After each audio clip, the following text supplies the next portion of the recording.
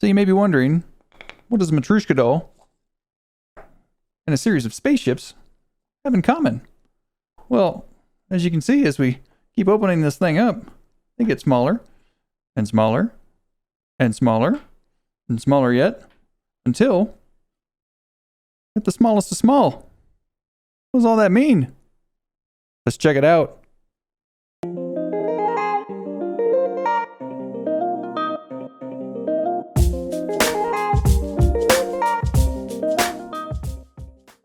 All right, a little bit of a departure from my typical protocol here where I would go through the ships on the DU Creator site, but because we have so much and so much material to cover, this is what you can expect to see when you're on Ragnok's landing page.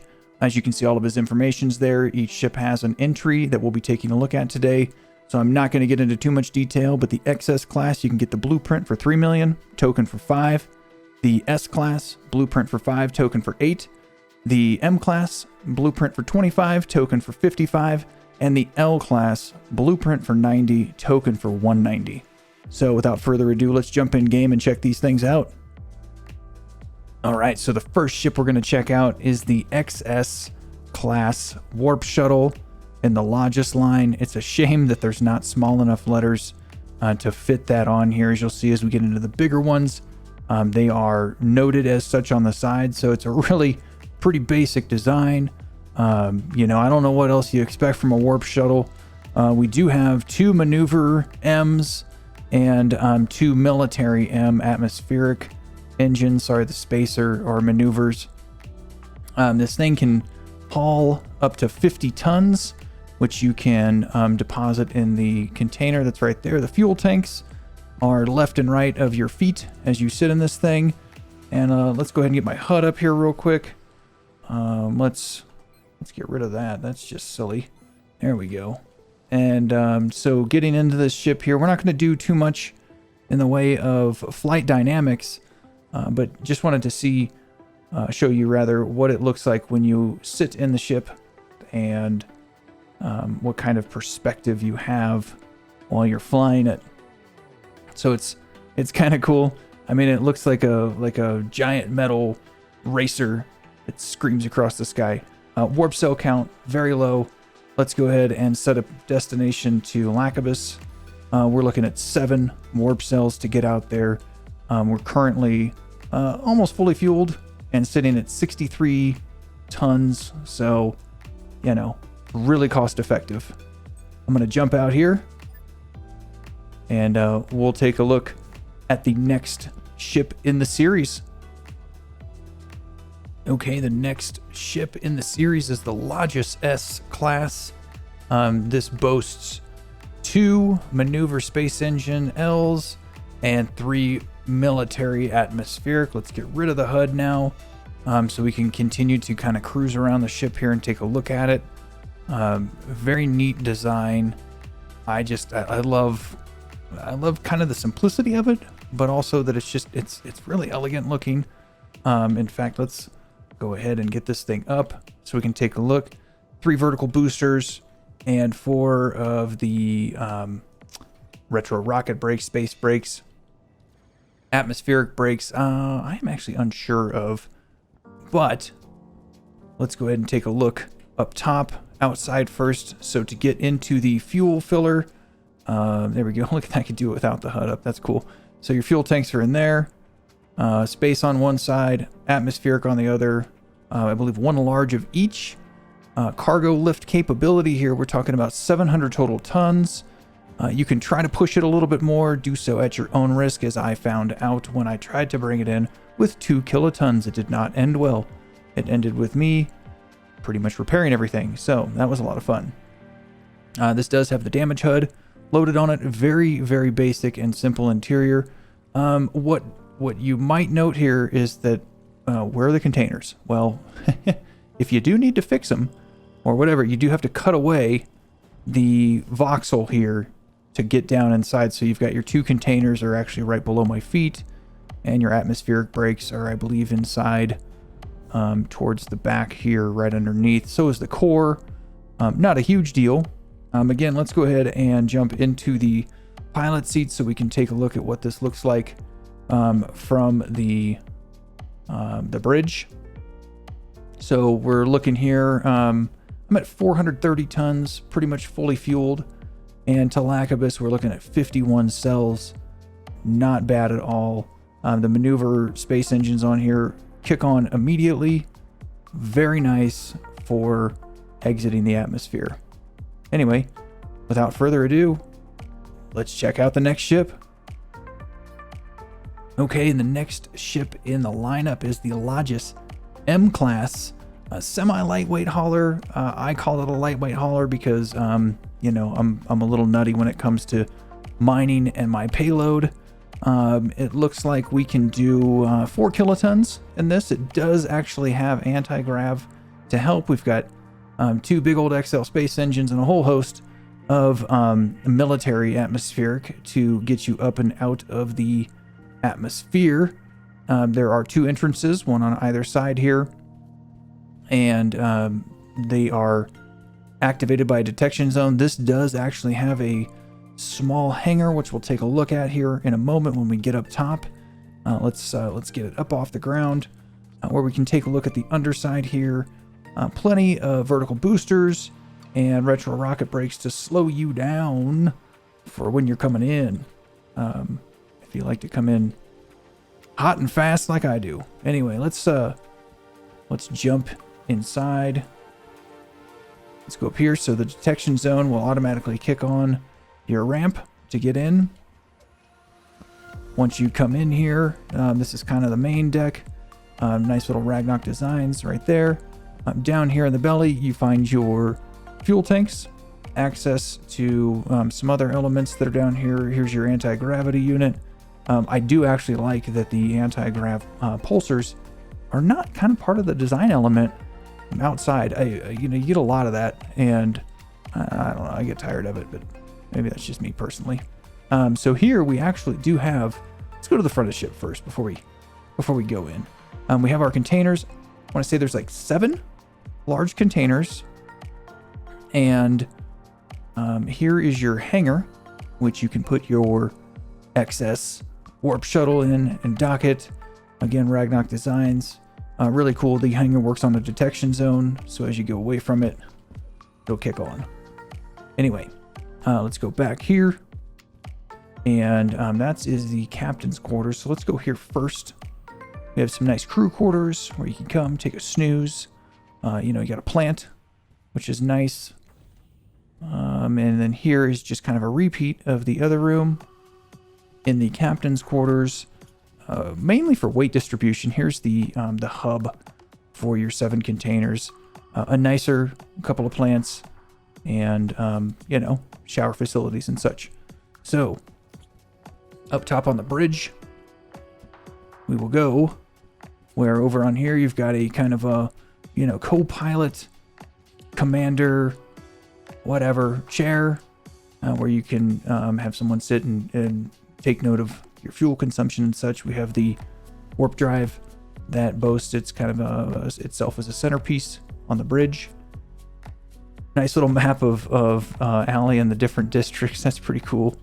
And then your warp cell estimator. So with regard to the captain's chair, let's go ahead and sit in it so we can see what it looks like. Bring it up here. We're empty, and 1.6 kiloton is what we're at right now. It does actually have the anti-gravity, which we can kick on, kick back off. But you can see that to Lacabus, as we sit, it's going to cost us 185 warp cells. Not too terribly bad. So without further ado, we'll take a look at the next ship in the lineup. Oh boy. All right, the final ship in the Logis line is the L-Class, L-Core, big bad carrier. I started this thing from a little further back because the scale of this is pretty darn impressive. This ship is a dream to fly, actually. I want to say it has 120 wings, so it kind of hits that butter zone of the wing frame rate drop, which is noticeable, but it's not terrible. I want to say we have like 32 military atmospheric engines on here and 4 XL space. I have taken this thing on plenty of mining runs, off planet, on planet, all over the place. It's great. It re-enters like a dream. It handles amazing even when completely full. And speaking of cargo, we're talking at 8 total kilotons of lift just on thrust alone. It does have anti-gravity, so if you want to extend that out, you get an extra heavy payload, you know, a bunch of chromite or a bunch of hematite, whatever, it can handle it. So to get in here, this does actually come stock with some detection zones that I actually removed because I was having some trouble with landing. But if I get my hand just right, maybe there it is. There's your ramp to come up and in. The force fields that protect the hangar are on a detection zone, so as you get close, they will turn off. The hangar itself also has detection zones for the force field. You can put the S-core inside of here comfortably. It's pretty neat. So coming up here, we got a lot to look at in this ship. We've got 2 entry doors off the hangar bay. Coming down first here, we have the leisure room, where you'll find a massive conference table, TV with some sort of scary film on right now. Plenty of plants, plenty of chairs, nice windows. I love looking out here. This is great with the waves coming in. Let's go ahead and throw your garbage away when you leave. We'll go down to the next room. So this is the officers' rooms.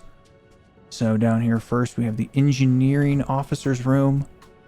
Very nice. Customizable for sure. Navigation officers' room. Fairly similar. Oops. First officers' room. Very nice. So those are your officers' rooms. There are the containers on the outside. Let's go back here first to the meeting room or the conference room, where you'll find a massive table. My logo, which I need to fix the formatting on. Ragnok's logo is actually typically there. So beautiful conference room. Can host mining meetings, board meetings. The captain's room is gorgeous, where you can sit at your desk and do serious business. You can link this program board to whatever you like, so you can keep an eye on the ship's happenings as somebody else might fly it. Over here we have the Coca-Cola bears. I always thought that was pretty comical. Oh, plants, bed, ficus, good stuff. The bathroom's over here. Nice bathroom for the captain. Let's see here. We've got, there's that. Let's go in here first. So this is your fuel room. We'll go down. Great access to the fuel tanks and some of the elements that are behind here. Anti-gravity, the pulsers, again, are just kind of stacked there, which I'm okay with, because that means they're not part of the actual building design, which I do get a little tired of, like I said in the M-Core video. So let's go back up here, where where to first? Let's go to the bridge. No, I take that back. We're going down here. Here's your container hubs. The medical room is really neat. So res node. This is kind of cool. You've got like an exam chair that you can have a patient sit in and exam them. Oh man, my screens aren't on. Ah, darn. I had those, or no, maybe they're downstairs. Let's see. Are they downstairs? Oh yeah, they're downstairs. Injured Nerd 1, 2, 3, and 4. That's where they go. We've got plenty of VR capability in this ship. And I'm going to go back out here down to the engineering laboratory, where we've got all kinds of stuff happening in here, man. There's parts aplenty to tinker with and do whatever. There's stuff going on in here that's far above my pay grade.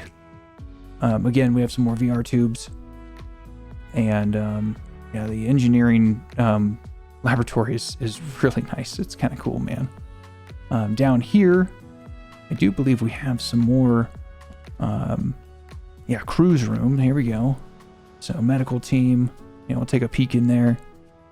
Very well done, well put together. Very similar in design. And then back out the warehouse, where you can either put more containers or you can store whatever the hell you want. Plenty of storage space. Plants for days in this ship, which is why I would just buy it as a token, because Lord knows sourcing all of those plants is ridiculous. So let's go up here to the bridge,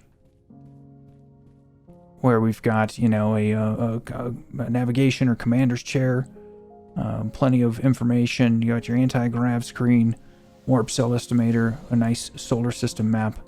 Not quite sure that is the solar system that impacts our gameplay,